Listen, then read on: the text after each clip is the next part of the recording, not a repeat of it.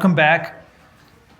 Today we're going to continue our week of viral immunology. We're going to talk about adaptive immunity today. So to remind you where this fits into the overall picture, last time we talked about intrinsic defenses, where these are always present, and examples, the autophagy, apoptosis, etc. Then we talked about the innate immune system, which is induced by infection, but neither intrinsic nor innate are tailored to infection, to the pathogen, which is the case today. Adaptive immunity is tailored and it has memory.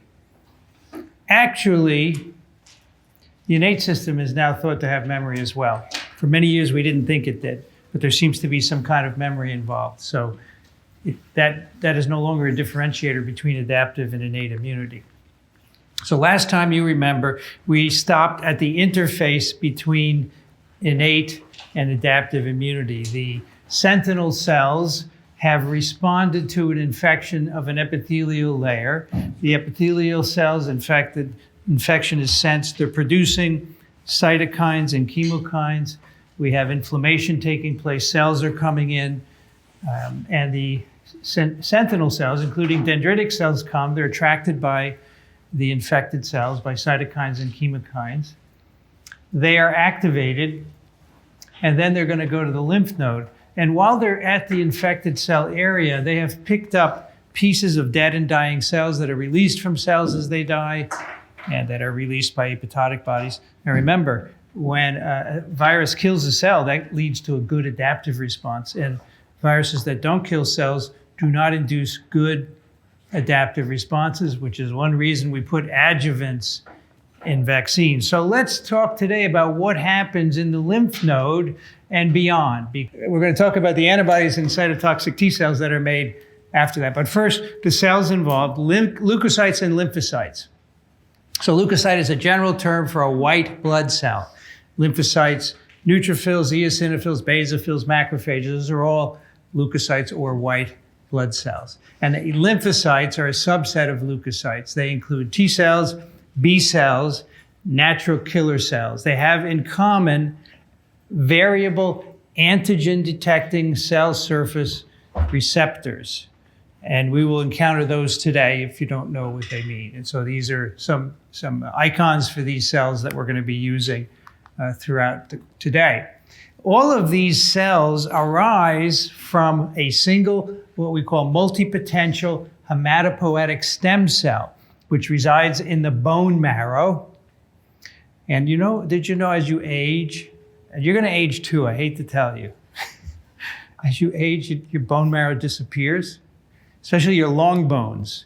So my long bones probably have very little marrow in them, so you can't make a lot of new immune cells. You do have memory, as we'll see today.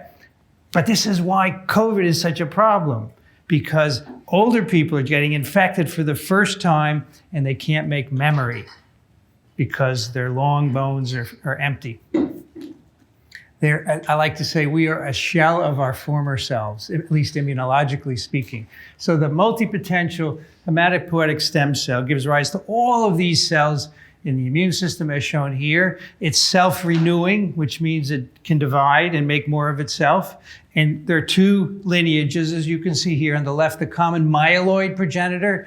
So myeloid cells include, what are we going to talk about today? Basophils, neutrophils, eosinophils, monocytes, macrophages. That's the myeloid lineage. And then the lymphoid progenitor, natural killer cells, T cells, B cells, and plasma cells. So two different lineages. Very cool that it all comes from one cell and that's self-renewing. So again, that cell is in the bone marrow, and B cells mature there, but T cells leave the marrow and go to the thymus. That's why they're called the T cells after they get to a certain point in the marrow. So last time we talked about how dendritic cells, when they're not active, they look like almost any other cell. They have lots of receptors for cytokines. They have toll-like receptors for sensing something foreign. They can make cytokines. They can be phagocytosed, dead and dying cells. And they have MHC class II. MHC class II is a special MHC that's not present on every cell. MHC1 is on all of our cells, but 2 is on these sentinels because it's involved in the endogenous, the exogenous pathway of antigen presentation, as we will see. And so these cells pick up things from the environment, and then they present them on their MHC class 2. They become activated. The MHC goes from the endosome up into the plasma membrane. They go into the lymph node, and there they present the MHC presented peptide to T cells. The T cell has a T cell receptor on it. That's a variable antigen receptor, the T cell receptor. Every T cell has one and only specificity for one peptide that fits in there. Just amazing.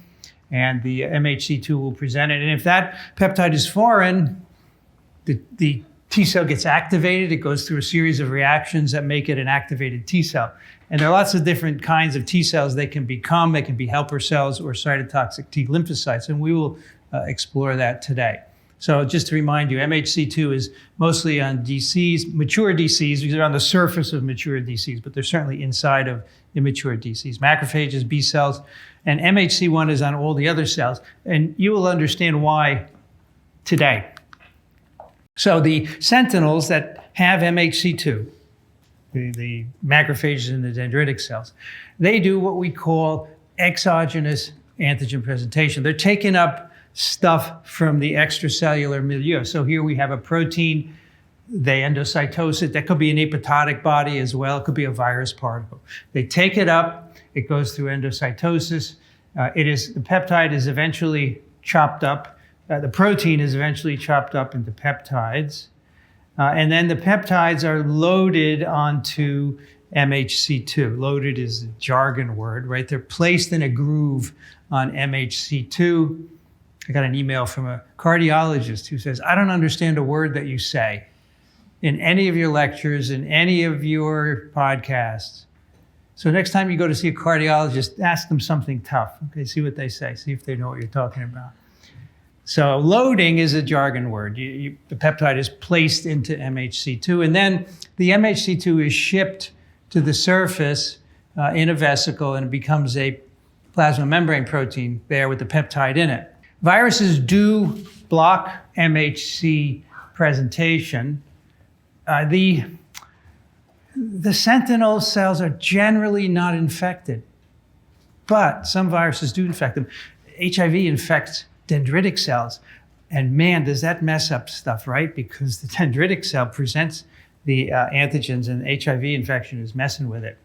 Part of the problem with HIV infection. But most viruses do not. Here is an example of human cytomegalovirus, which actually has a protein that interferes with transcription of MHC2 DNA into mRNA, which will eventually block the protein being made. So it's a way of preventing the sentinels from knowing that CMV is around. So the sentinels go to the local lymph nodes. Lymph nodes, that's a lymph node shown there on the left. It's not a kidney, it's a lymph node. It looks like a kidney from the outside, but inside it's quite different. So it has lymph vessels going in and out.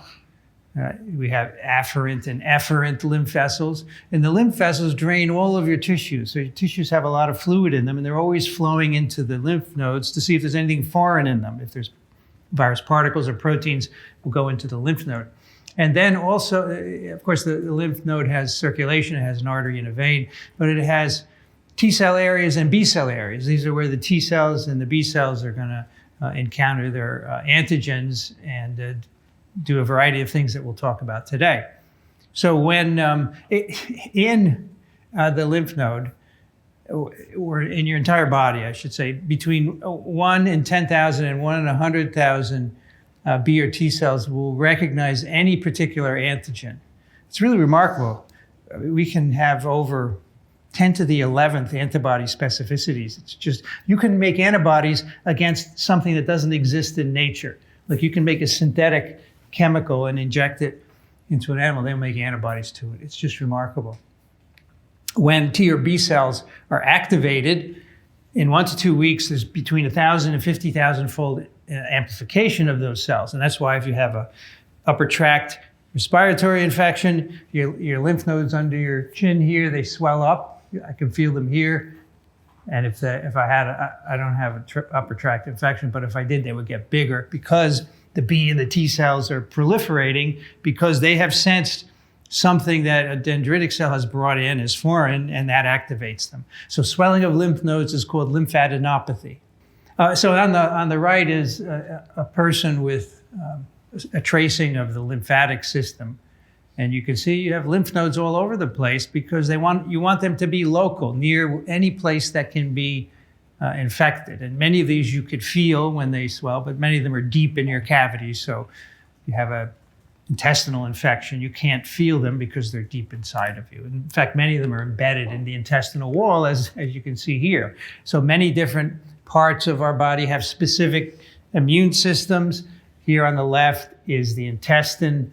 There's the lumen at the top, the epithelial cell sheet, and there are collections of lymphoid cells called Peyer's patches, which are interspersed throughout, and they're typically beneath M cells. Remember, M cells are those thin cells that are interspersed throughout the epithelium, and they're the portal where we sense antigen from the lumen to see if there's anything foreign. So dendritic cells will go up there. There are lymphocytes in the Peyer's patch.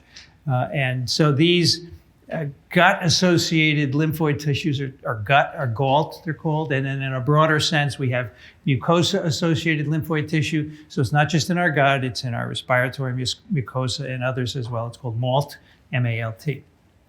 And on the right is a diagram of the skin. The skin also has a very specific immune system. You can see the unactivated dendritic cells are called keratinocytes. And then when they sense when they sense an infection, they become activated and they're called Langerhans dendritic cells. So we give different names to these dendritic cells in different compartments. So that's the skin. The upper layer is dead. And here's a blood vessel here. And these dendritic cells can either enter a blood vessel or they can enter a lymph capillary to get to the lymph node. The skin is a very good place for putting antigens. It has a very nice sentinel system there. And as we'll talk about later in vaccines are being developed, which are basically microneedle patches that you put on your skin with a Band-Aid, and they deliver antigen to the epidermis, which is rich in these sentinels. And I think they're going to replace syringes, needles one day. And I think that will increase vaccine delivery. Because I do think that a certain percentage of vaccine resistance is from parents who just can't bear to see their kids stuck with a needle. I really do think that. First question, which is a property of innate instruction of adaptive immunity? Presentation of viral peptides on MHC2 to T cells. Just say T cells because I haven't mentioned CD4 yet. Endocytosis of viral proteins, activation of DCs by cytokines, sensing by TLRs, all of the above. So the correct answer is all of the above, which most of you guys, a lot of you picked presentation, so that's a big part of it for sure, but endocytosis of viral proteins, I'll show you the slides to reinforce it. Activation of dendritic cells by cytokines and sensing by TLRs, they're all part of it. So let's go back and take a look. So here's our inactive or unactivated dendritic cell there on the left. And so it has, it has receptors for cytokines, it's endocytosing viral proteins, it's toll-like receptors, it's going to present MHC2. What else was in that slide? Presentation of peptides, that was a big one. Endocytosis of viral proteins, activation by cytokines, and sensing by TLRs. So we have toll-like receptors, and then we have cytokines all participating in the activation.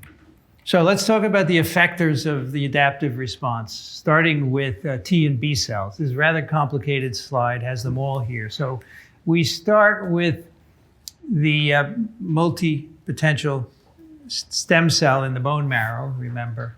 And there is where the T cells begin to develop. And they get to a certain point, and then they move to the thymus, where they finish their maturation. And here we have two different kinds of T cells.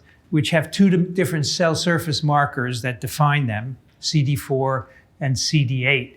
So the CD4 bearing T cells are going to be T helper cells. There are a bunch of different kinds of T helper cells, and they provide help to other processes. And then the CD8 bearing T cells are cytotoxic T lymphocyte precursors. Right now they're inactive, they're unactivated, they're naive. They're what we call naive T cells.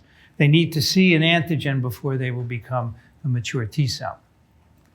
So those T cells in the lymph node, there's specific places in the lymph node where they reside. When they sense a foreign peptide from a sentinel, they will mature, they will become activated, and they can become either a TH cell, a T helper cell, or a CTL. And what determines what it becomes, we'll talk about later.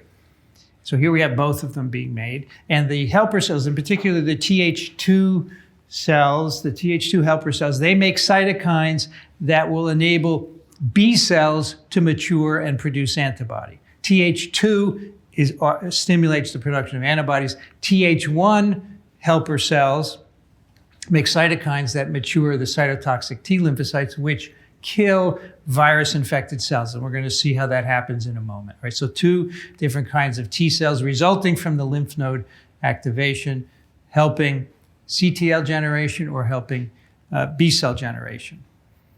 The other aspect of this process concerns the B cell, which I've shown you here is giving rise to antibodies. And we'll talk about antibodies in a lot of detail in a moment. The B cells have on their surface basically an antibody molecule, an antibody that recognizes one epitope, an epitope being a short part of an antigen. We'll define that in a minute too. So there are many, many different B cells in you that recognize individual epitopes. And when they are bound, when those antibodies are bound by the antigen, it could be in the form of a virus particle or a protein, doesn't matter. Under the right conditions, they will become plasma cells, which make a ton of antibodies. They make like 2,000 antibody molecules a minute or something like that, a lot. And you make antibodies, and those can help clear the infection. All right, so on the left is what's going on with the B cell. Okay, there's the B cell at the top. And it's got its B cell receptor, which is the same thing as an antibody molecule, stuck in the membrane. And here we have an antigen that is specific for that B cell. That antigen usually comes into the lymph node from the peripheral circulation and encounters the B cell. And if that B cell recognizes that antigen, it will cross-link these two antibodies. That will activate transcription of genes that are involved in the transition to antibody-producing cells. And the antigen will be taken up, processed, put up in MHC2 on the surface of the B cell, and then presented to a T helper cell, TH2 CD4 positive T cell. So they have this T cell receptor which can recognize the peptide presented by the B cell. That has to happen in order for the B cell to mature and produce antibodies. So that if the T cell senses a foreign peptide there, it will make cytokines that help the B cell mature into an antibody-producing cell. So this burst of cytokines here, that only happens if the B cell has a peptide on its surface that is matched by the T cell. So make sure everything is proceeding as planned and you're not getting random activations. Right? So that's how the T and the B cells work. We're going to look at these in great detail now. So let's talk about antibodies for a while. I'm sure you all know what an antibody is. It's a 4-chain protein as shown there, which has heavy and light chains at the very top, which is called the FAB portion. That's the part that binds the antigen via these hypervariable regions. This is just a schematic, of course. It's not actually what the protein looks like, but I think we have a picture later on of that. And then the bottom part, very important part, called the FC portion, which can bind receptors on host cells to do very important things. So that's an antibody. And when you are injected with an antigen, a foreign antigen, this is the kind of response you make. So we're looking at weeks after injection or infection versus the serum antibody titer. And you can see we put in antigen A, and then in 2 to 4 weeks, we have a peak of an antibody response to A. It doesn't stay at that high level forever. It goes down. If we made tons of antibodies against all the antigens we encounter, our blood would be jelly. So you have to turn off antibody synthesis at some point. It's called contraction. During the pandemic, the press picked up the word waning, which has a bad connotation in my opinion.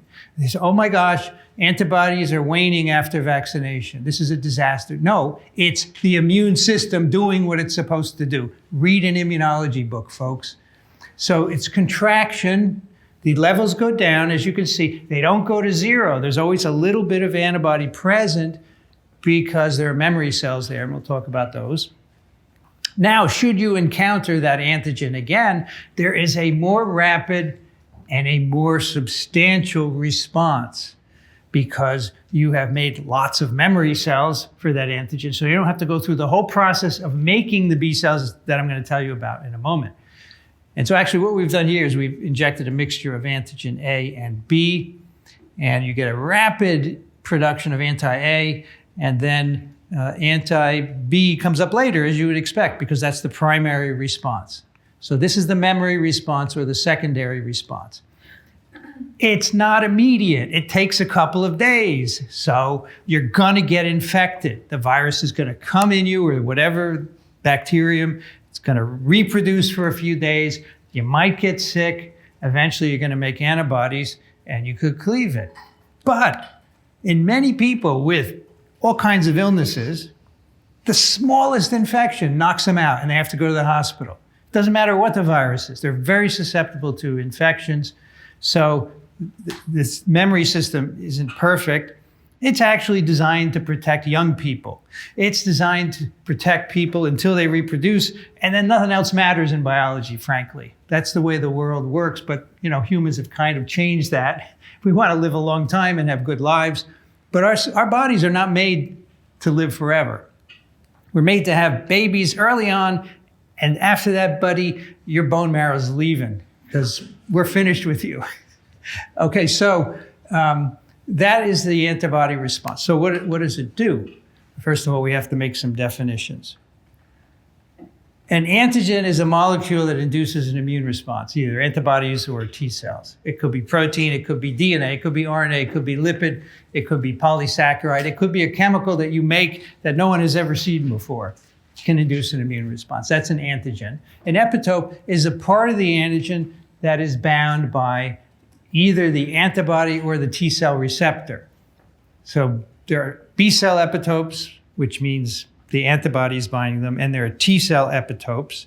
They're different lengths, so I'm not going to put them all up here. I don't think you need to know them, but for example, a B cell epitope can be 4 to 12 amino acids long, and the T cell epitopes are longer. They're short, and you can see here on the right, there is a protein binding to an antibody, and we have 1, 2, 3, 4, 5, 6 amino acids in red. That is the epitope. That's what's binding the antibody. You can see both the heavy and the light chain contribute to binding. There are what we call linear epitopes, where the amino acids are all in a row, and then they're conformational, where you have a couple of amino acids that bind one part of the antibody, then there's a loop in this case that's not binding, and then there's some amino acids later. That's a conformational epitope. Okay, so that's an epitope. And so that is a B cell epitope, but I could show you a T cell epitope. The peptide would be binding in the T cell receptor. Okay, a monoclonal antibody is an antibody against one epitope. And your serum contains many, many, many monoclonal antibodies against many different epitopes. We call your serum polyclonal because it has a lot of different antibodies in it. But we have the technology now to make monoclonal antibodies, and we can use them therapeutically. All right, so that's the technology. The making of B cells is amazing. It is unbelievable how cool it is. In your germline, you have a whole lot of pieces of DNA that are eventually going to give rise to the antibody. You have V segments and D segments, J segments, and constant region exons. And these undergo all kinds of recombination randomly to make different combinations of antibodies. That's how you can make up to 10 to the 11th different combinations of antibodies because of this, what's called VDJ recombination. You have all these pieces which are shuffled by recombination to make randomly all kinds of antibodies. And they're in you, they're arising during development. And when you are out there in the world, you have them all at your disposal. And then, of course, that gene is transcribed and spliced, and it's translated to make an antibody molecule. We have a heavy and a light chain gene as well. So that's the antibody molecule. That's what's encoded in your germline. They're not the best antibodies that you can make. They're typically low affinity. But what happens in the lymph node is they undergo a process of mutation and selection for high affinity antibodies, and that takes place in the germinal centers of the lymph nodes. So you have all these B cells. If an antigen should come in and start to activate that B cell and have it multiply, it will start to undergo what we call affinity maturation. So what is affinity maturation? There are enzymes in the cell that introduce mutations into the genes encoding for these antibodies. And so you can imagine you start with a low affinity antibody, which is on the surface of the B cell, and you want to increase its affinity. Now, a low affinity antibody will not effectively bind antigen. It won't cross-link the two B cell receptors, so it cannot present antigen to T cells. For this antigen to get into the cell and be presented on MHC2, it has to cross-link two antibody molecules. So if the affinity of the antibody is too low, that will never happen. And that cell actually is put to death by apoptosis because the body doesn't want a low affinity antibody. So only the higher affinity antibodies persist. And if you have a high affinity antibody, it cross-links the two high affinity antibody will bind antigen, the two will cross-link, you will have presentation of the antigen in MHC2 to the T cell receptor, and you will have production of cytokines that allow this B cell now to mature into a plasma cell and make antibodies. But that's not the end of it. That B cell that undergoes mutation of its DNA encoding for the B cell, you randomly mutate it, and some of those antibodies are going to be higher affinity, some of them are going to be low, and so they're killed.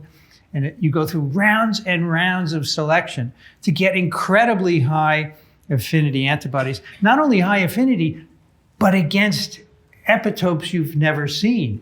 So this is why 3 shots of a COVID vaccine will protect you against Omicron, even though Omicron is distantly related to the antigen in the vaccine, because this affinity maturation, which takes time, it takes months, is making antibodies against the things you have never seen. It's truly remarkable. So high affinity antibodies and a diverse collection of antibodies are made by this affinity maturation process. One of the things we made a mistake in during this pandemic is we gave the first 2 doses 3 weeks apart.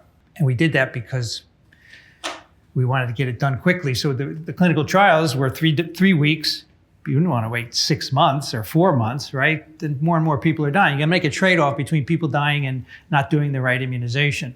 And the 3-week got some protection, but not good enough. So that's why then we gave a booster 4 to 6 months later on, which completed the affinity maturation process. And in my opinion, that's all you need, frankly. You don't need bivalent boosters, but we'll talk about that when we talk about vaccines. So there are a couple of different kinds of antibodies that are made in a process called class switching. And essentially they are IgA, which is in the mucosa. We'll talk about that today. IgD is the antibody on the surface of the B cell. IgE is an antibody involved in allergic reactions. IgG is the major systemic antibody that is all throughout us. And IgM is the first antibody that's made because, remember, they're low affinity antibodies that are encoded in your germline. And so what we do is we link 5 of them together to form a pentameric antibody, which has higher avidity as a consequence. 5 copies of a low affinity antibody gives you higher avidity. So it protects you until affinity maturation, well, until we can get IgG made, and then we can do affinity maturation of that. So if you look at antibody, this is an animal immunized with poliovirus. So we're looking at poliovirus antibody titer on the y-axis, on the axis days after immunization. So we immunize at day 0. And then first to come up is IgM. That's this squares, the dark color with the squares. And it peaks around, in this case, 15 days. And then slowly coming up is IgG, which continues to rise well beyond IgM. You see IgM begins to decline because it's no longer needed. Now we have high affinity IgG. And then IgA here is a very tough one to induce, especially by intramuscular immunization, which is probably what this is. So those are the kinetics of antibody production. Secretory IgA is a major antibody to protect our mucosal barrier from infection. It's made by plasma cells that are beneath the epithelial sheet. So here's an epithelial cell, could be respiratory or intestinal. The plasma cells make IgA. It's a dimer, 2 antibody molecules. It's hooked up to, it binds the receptor, the Ig receptor on the basolateral part of the cell. It's taken in by endocytosis, and it's transcytosed to the top. So it's brought up basically in vesicles. The vesicles fuse at the apical domain, and they release these antibodies to the top. And then they're present in mucus, and they can capture viruses there. IgG also will do this. So if you have high serum levels of IgG, it will also move to the mucus via this same pathway. So some antibodies are what we call neutralizing antibodies. They block virus infection, and they are an important defense against infection. Now, right away, I want to emphasize there's very important difference in terminology. Infection versus disease. Blocking infection means the virus never reproduces in you. Blocking disease is what vaccines are designed to do. And so an antibody will block infection when the titer is very high, either in the mucosa or in your blood. But as you saw, antibody titers do not remain high for very long. They decline, and you will be infected, but you'll be protected against disease because you have a memory response that kicks in. Antibodies will neutralize virus particles in the blood so they can prevent spread of the virus to other tissues. So even though you may have, say, some respiratory reproduction in an immunized person, the virus gets in the blood, it will encounter antibodies and they will block its spread. In the mucosa, the antibodies can also bind virus particles and prevent them from infecting mucosal cells. And we also think that some antibodies, in addition to impeding infection, I don't want to say block because block implies 100%. It will impede infection. Some of them are actually important for recovery. We usually ascribe that to T cells, but antibodies can also play a role because they will limit virus spread. But remember, if you have a lot of virus in you, a lot of virus-infected cells, antibodies have a hard time clearing those, and that's where T cells come in, as you see. So these are neutralizing antibodies. They block infection of cells. And I'll show you an assay for that in a moment. But not all antibodies to a virus will neutralize infection, yet they can be very important. The neutralization assay, is that next here? Yes, okay. This is a neutralizing antibody assay. It's a plaque assay where you have 2 components. One, you take 100 PFU or whatever the number is that you can count easily. And on the bottom, you mix it with different dilutions of, say, saline.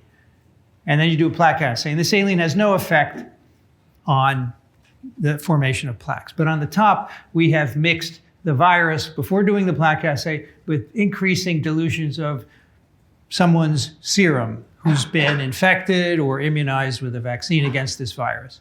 And you can see at the low dilutions, there's no plaque formation. And then as you dilute out the serum, now you can get plaque formation. So that's a neutralizing antibody assay. This is what antibodies do. They block infection. They're blocking the formation of the plaque. This is a really easy assay to do. Clinical labs can do this, but there are other activities of antibodies that are not neutralizing, are harder to assay, and so we don't use them very often. And as another way we got burned in the pandemic, all we did after the vaccinations was to look for neutralizing antibody and say, this vaccine is inducing this level, and that must be important. But we never looked at T cells, we never looked at non-neutralizing antibodies, which we're slowly starting to do now. And we're learning, as I'll show you in a moment, that they're really important. So the original vaccine, 3 doses, will still protect most people to an efficacy of 90% against severe disease and death caused by SARS-CoV-2. Most people, not if you're over 75, not if you have comorbidities, but most people are protected, and that's because many non-neutralizing antibodies are produced, and T cells are playing a role as well. Here's an experiment showing you how you can give an animal antibody passively. So you make the antibody in one animal, you take out serum and you give it to another animal at the same time that you're infecting them with poliovirus. So we're looking at percent paralyzed on the y-axis, and on the x-axis is the antibody titer. And you can see the control animals, they get just virus, they get serum from an unimmunized animal, so it has no antibodies to polio. So they're all paralyzed, 100% are paralyzed. And then low dilutions, high dilutions of antibodies, not much antibody, the animals are all paralyzed. And then as you give increasing concentrations of antibody, fewer and fewer animals are paralyzed until at the highest concentration, all the animals are protected. So if you give a lot of antibody, it will protect against disease because you're blocking virus getting into cells. So we used this early in the pandemic to save lives. The first thing we did was to make what we call convalescent plasma. So after a number of people had recovered already from COVID, we can take their blood, we can remove all the cells, we can prevent clotting, and that's called plasma. We can give that to people because it has antibodies and it will protect them against infection. If you go back and read the early papers, a lot of these didn't work because they gave it too late after infection. You know, a virus multiplying in a host has a curve. It peaks and it goes down. If you give the antibodies when the virus level is low, it's not going to affect the outcome. And a lot of these convalescent plasma trials were done at the wrong time. You know, we need more virologists out there to teach people what to do. Because as we just heard, cardiologists don't know what we're talking about. By the way, one of the most vocal pundits in this pandemic is a cardiologist who, in my opinion, gets it all wrong. But that's just my opinion. We also made monoclonal antibodies later in the pandemic. They have names like atezolizumab. So when there's a mab at the end, that means it's a monoclonal. Here's bamlanivimab, which people used to call Bam Bam. These are now useless because the virus has changed, so the epitopes are no longer recognized by the monoclonals. But when these were produced, they would work. You could inject them into people. It's an antibody against one epitope, in this case on the spike protein of SARS-CoV-2. So how do neutralizing antibodies block infection? There are a number of ways which are shown here. Many of them will block attachment, right? The antibodies bind to part of the virus that attaches to the receptor, so you block attachment, you block infection. But many can also block endocytosis. They don't block attachment, but they block this process of endocytosis. They can even block uncoating later on after attachment. It depends on the virus and the particular antibody. We think for SARS-CoV-2, most of the antibodies are directed at the spike receptor interface, and probably they're mostly blocking attachment. You could even neutralize after replication starts. So if antibodies can get into the cytoplasm, it's been shown that they can bind viral proteins and, say, inhibit assembly. So there are multiple ways that virus infectivity is blocked by neutralizing antibodies. So here's some pictures of what we call neutralization antigenic sites. These are the epitopes on the surface of a virus or a viral glycoprotein to which the antibodies will bind. So on the left, we have poliovirus, and the white areas are places where one monoclonal antibody will bind. Actually, this has a collection of monoclonals that are binding at different places. This one here is around the five-fold axis of symmetry. So the five-fold axis, one of the 12 five-fold axes would be there. And you can see there is an epitope that is around the five-fold axis, and then there's some epitopes scattered at different axes of the particle as well. So those are where the antibodies are binding. And on the right is the hemagglutinin of influenza virus, where in colors are epitopes that are bound by individual monoclonals, and those letters and numbers, 2D1, HC63, those are epitopes defined by individual monoclonal antibodies. And here's SARS-CoV-2 spike, which is shown here as a trimer. And in the boxes are individual monoclonals that block infectivity. The vast majority of the monoclonals are directed to the RBM, the receptor binding motif. So I just want to remind you that here on the left, in blue and purple, the Omicron spike, one part of it is called the receptor binding domain. And it binds, of course, ACE2, which is shown here in blue. And the interface between the spike and the ACE2 is the receptor binding motif. That's where most of the contacts occur. You can see most of the monoclonals here. These are all of these numbers are different monoclonals that have been isolated. Most of them are against the receptor binding motif. They interfere with the attachment. But some are against other parts of the RBD and N-terminal domain, et cetera. But they're far fewer than the receptor binding motif. Now here is a picture of the antibody actually bound to a single epitope on the poliovirus particle. This is poliovirus. VP1 is blue, VP2 is green, VP3 is red. And here's a five-fold axis of symmetry. And the purple are the actual antibodies bound to the particle. So you can see there are five antibodies bound around each five-fold axis of symmetry, right? Because there are five epitopes repeated. And that is the actual structure of the antibody molecule, the one I showed you earlier as a line diagram. So again, in this case, I know that those are binding in the area of the receptor binding domain of the particle, so they're blocking attachment. But other antibodies can bind in different parts of the particle and they will not block attachment, they'll do something else. All right, so not all of the antibodies you make against the virus will block infection, but they are still biologically active, which means if you give them to a host, you can prevent or resolve, you can prevent severe disease, say, or modulate infection. So here's an example of what we call antibody-dependent cellular cytotoxicity. We have a virus-infected cell at the bottom, and this virus has an envelope, so it's putting glycoproteins on the surface. Those are the red proteins there. So that's the viral antigen. And then we have antibodies that have been raised in the host to that antigen, and you can see they're binding the infected cell via binding to these viral glycoproteins. So there's no virus here yet. There's just viral glycoproteins. However, those antibodies can be engaged by an NK cell. NK cells have what are called FC receptors, which will bind the FC portion of the antibody, the bottom part. And when a NK cell detects an antibody bound to an infected cell like this, its conclusion is that the cell is infected, so it's going to kill it. It undergoes what's called degranulation. It releases a number of effectors that essentially turn on apoptosis and kill the infected cell.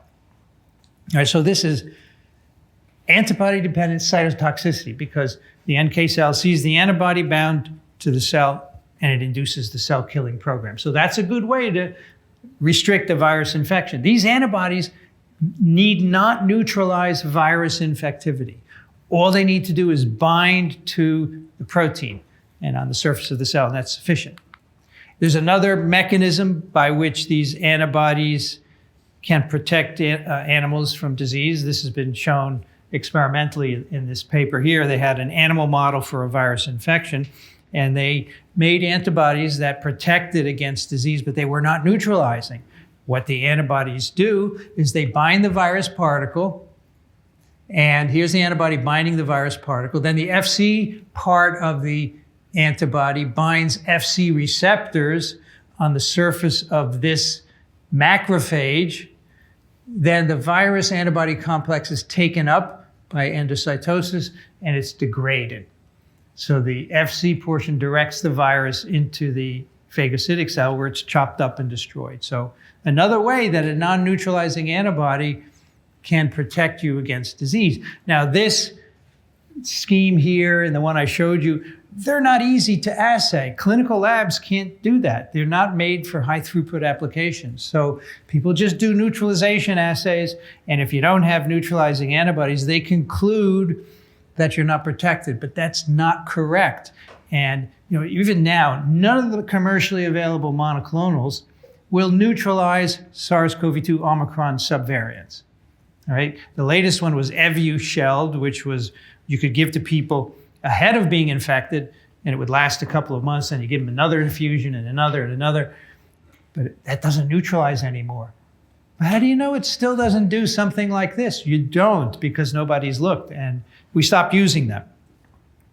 But I think that in some cases you might find that binding is sufficient to clear virus enough to protect you against severe disease. And one last example of a non-neutralizing property of an antibody.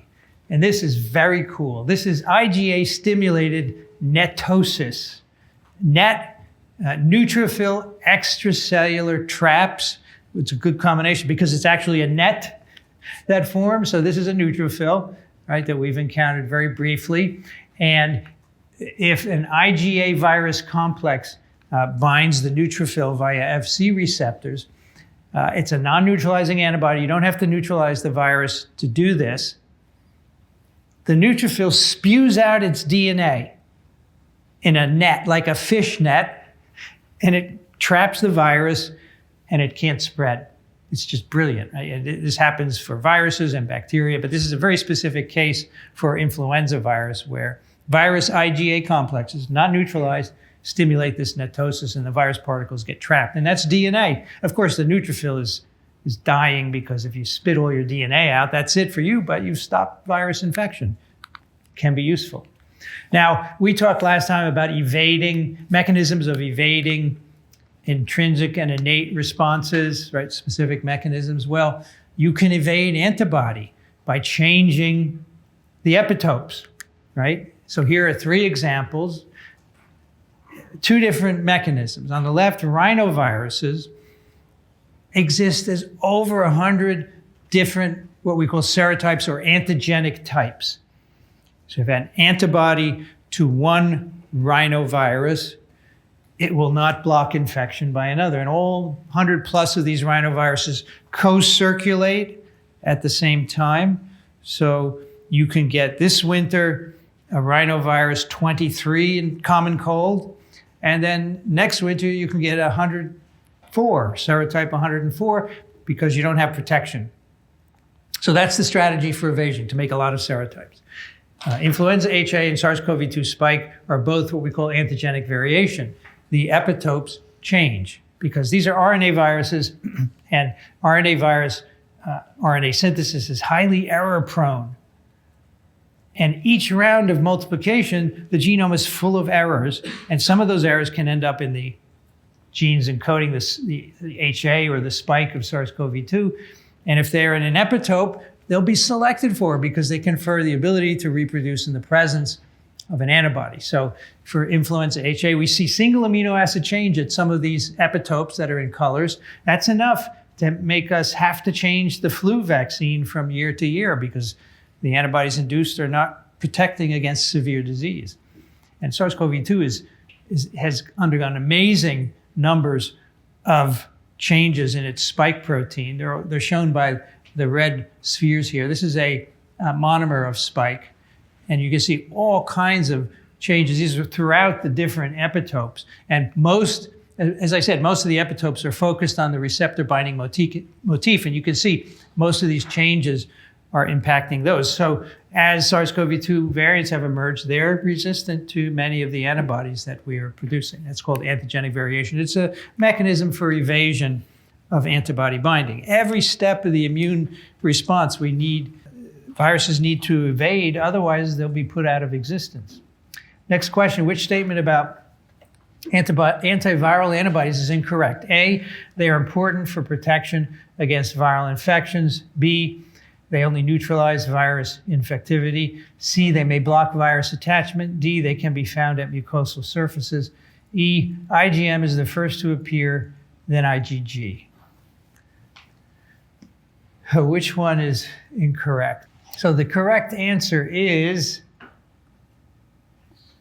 what's wrong is they only neutralize virus infectivity. They don't, of course. They don't have to neutralize to be protective, as I've just shown you in a couple of different examples. They're important for protection against infections, is right. They may block attachment. They can bind it. They can be found in mucosal surfaces. IgM is first, then IgG. All of those are correct. So that's antibodies. Now let's turn to the T cell, cell-mediated immunity, which is most likely important for clearing most virus infections.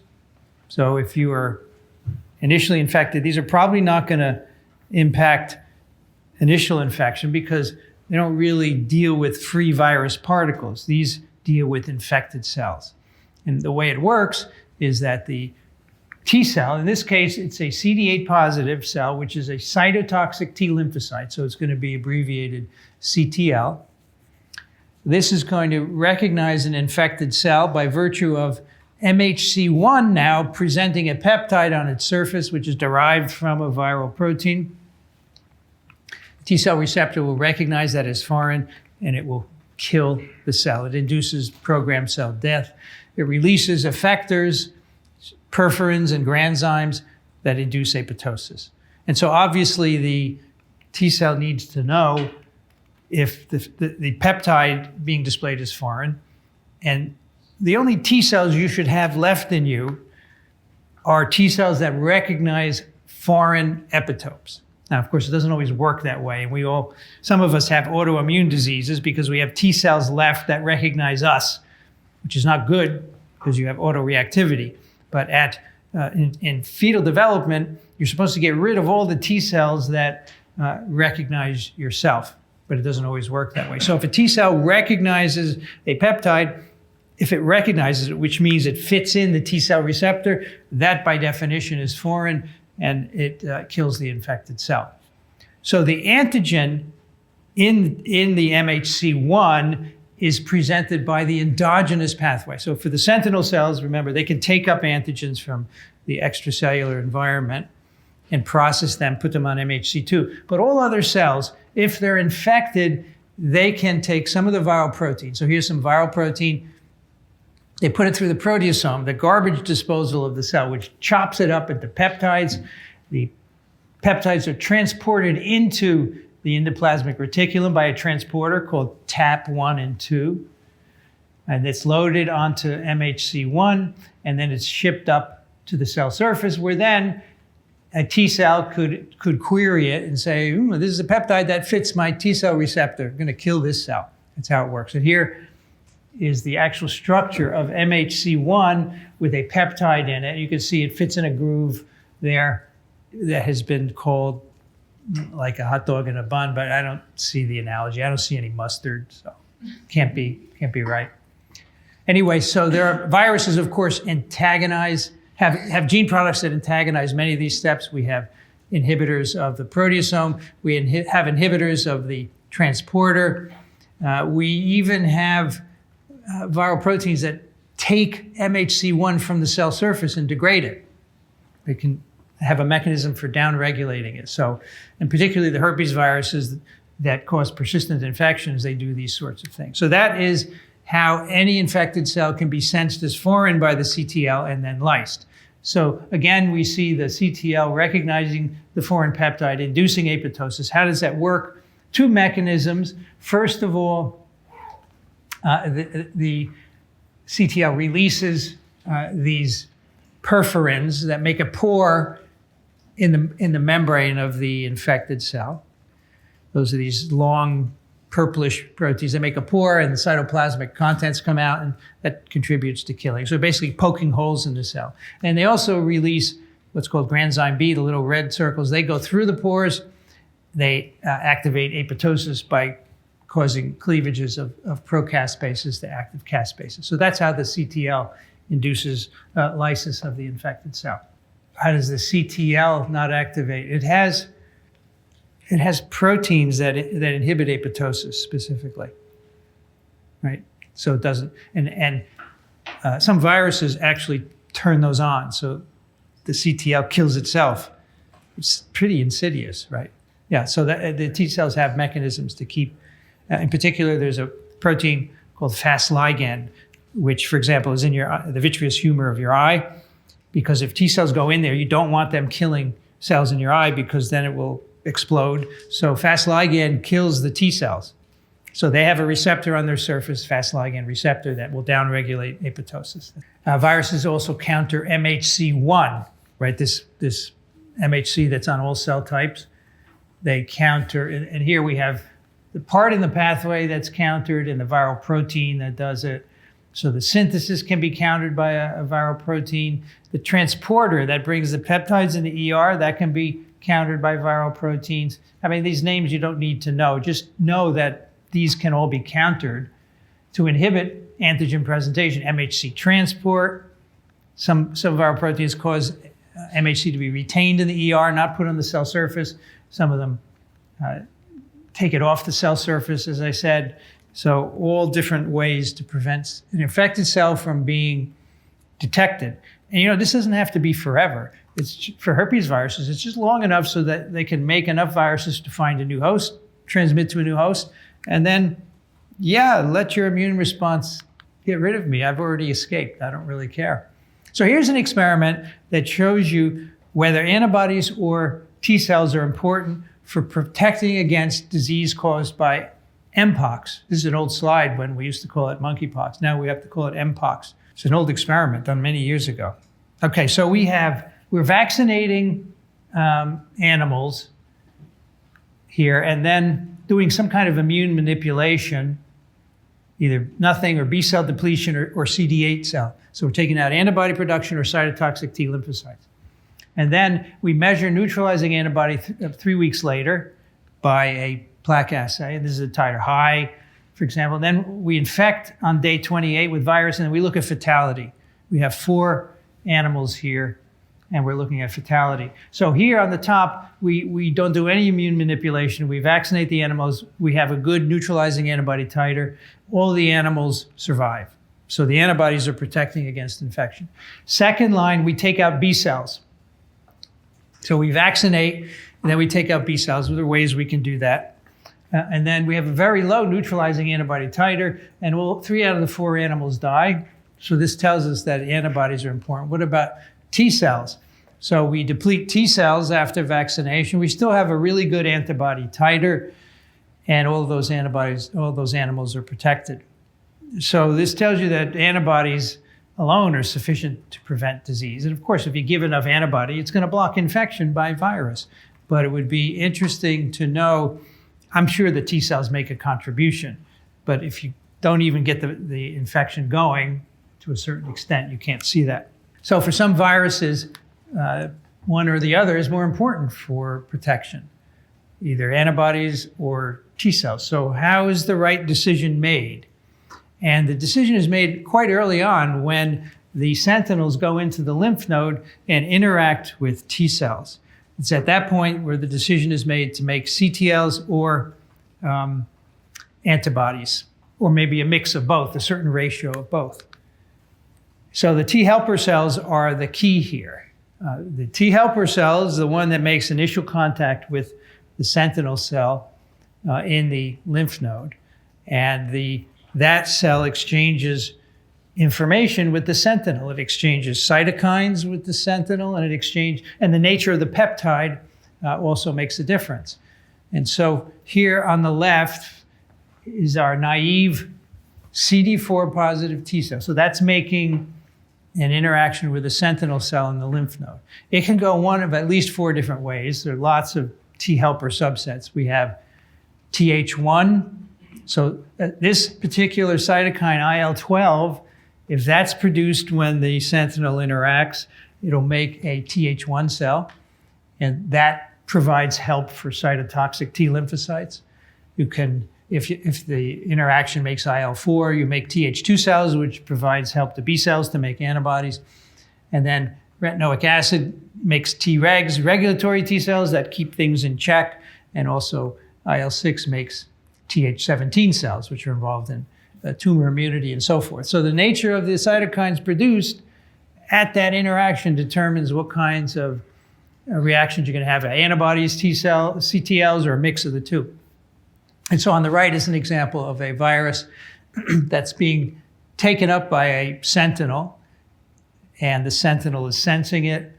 It is presenting it in the lymph node to a helper cell, and a certain mix of cytokines. In this particular case, IL-12 predisposes the T helper to turn into a Th1 cell, which will favor the production of CD8 cells, and that will kill virus-infected cells. So that's how the balance between antibodies and CD8 cells is determined. Last question is, for some infections, CTLs are more important for protection than antibody. How is the CTL antibody balance determined? By toll-like receptors, by intrinsic defenses, by autophagy of infected cells, by the mix of peptides and cytokines presented by DCs.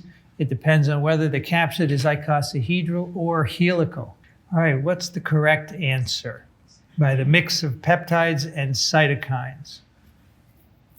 Yeah, because we just talked about that, right? So most of you remember it. Toll-like receptors, no. Intrinsic defenses, no. Autophagy. It depends on the mix of peptides and cytokines. Certainly not what the capsid looks like. The last topic is memory. And these adaptive responses provide memory, which I showed you in a graph earlier on. And this famous, did you know that Dali knew about viruses in his famous painting? Persistence of memory. So actually, I used viruses that cause persistent infections to make this picture. So memory is important because if you're infected with the same virus, you get a rapid and specific response because you have all these memory cells made. They don't have to go through the VDJ recombination, the affinity maturation, which takes months, right?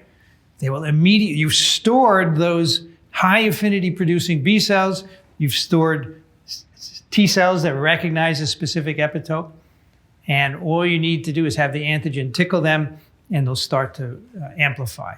And that's what vaccination is all about. We give you memory without causing the disease.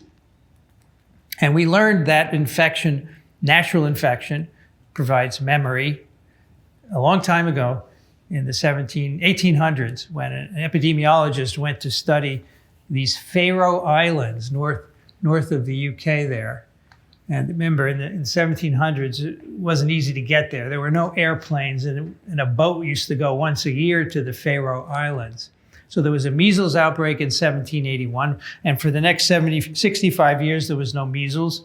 It wasn't brought to the island. There was another outbreak in 1846, and none of those who survived the 1781 outbreak got disease in that second outbreak. Were infected is actually wrong because they probably were infected, right? Because the memory response takes a few days. So let me fix it. None of those who survived contracted measles, which is the rash disease, right? I have to admit that the pandemic has made me more sensitive to infection versus disease. I always use infection meaning disease, but now you have to be very careful because vaccines don't prevent infection, they prevent disease. And this also showed us that immune memory lasts a long time, many years from the case of measles. So here's an example of memory. You've seen this before in another graph, but you have, on the y-axis, we're looking at antibody or T cells. So both are involved in memory. You get an infection or a vaccination, you make your initial response, it peaks, it contracts, and then you have memory cells that persist so that if you have another encounter with the virus, you have a rapid and sustained or more intense response in terms of antibodies and T cells. It doesn't prevent infection because it's delayed. It takes a few days for the B and T cells to amplify, but you have less disease because you're making lots of antibodies and lots of T cells. So you have a mild or inapparent infection. So memory comprises both B and T cells. We have memory B cells that persist in the spleen and lymph nodes. And they're the B cells that went through all the VDJ recombination, the somatic hypermutation, the ones that make high affinity antibodies. We store those. They don't make antibodies unless they encounter antigen. So they're in lymphoid organs, which are always having the fluids of our body going through. So if you get an infection, the virus will go through the lymph node, it'll bind the B cell and immediately start to stimulate it to become a plasma cell and make antibodies. We also have long-lived plasma cells in the bone marrow. So a plasma cell is just about ready to make a lot of antibody. We can store those as memory cells as well. We also make memory T cells.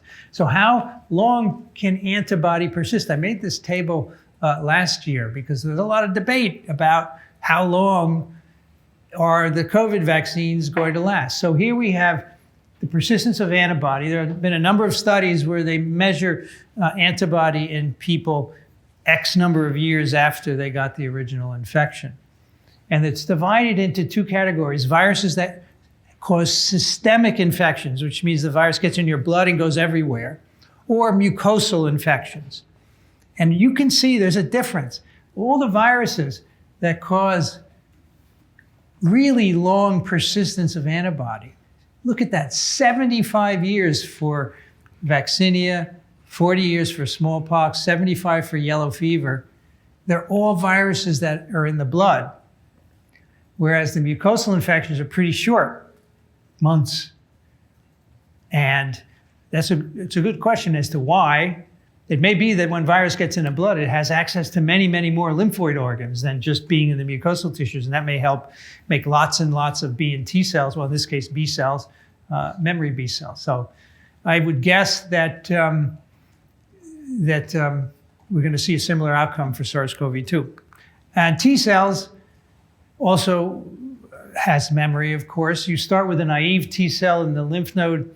Once it encounters a foreign antigen presented by a sentinel, it differentiates into effector T cells. That means they're either making cytokines or they're CD8 positive T cells that are going to kill cells. And among those, the effector cells are the orange ones there. You also make memory T cells, and they're the different colors. And there's a peak of T cell production. Here we're looking at about 8 days post-infection. So these are the effector cells here, the ones that are doing something, and they decline rapidly and go very, very low, but you still have memory. And then you make all sorts of memory T cells, which persist long periods of time. And they have different names. There are circulating memory T cells and non-circulating memory T cells that reside in organs. So if your lung is infected with influenza virus, you will have what are called T-resident memory cells in the lung forever. If you're infected again, they will become activated and protect you. And then we have circulating T cells. We have T effector memory cells, which are in the blood, and we have T central memory cells, which are in our lymphoid organs. So they're all over the place. And again, they have T cell receptors that are specific for the pathogen. And so they can begin to amplify very quickly after we get infected. So please use the word contraction, not waning, which when you talk about the decline in T cells or antibodies, which is a natural part of the immune response. It's not a bad thing. That's the way it was designed, or that's the way it evolved to be that way. All right, so you are on break next week, so have a good time. And when you come back, we will start talking about how viruses cause disease.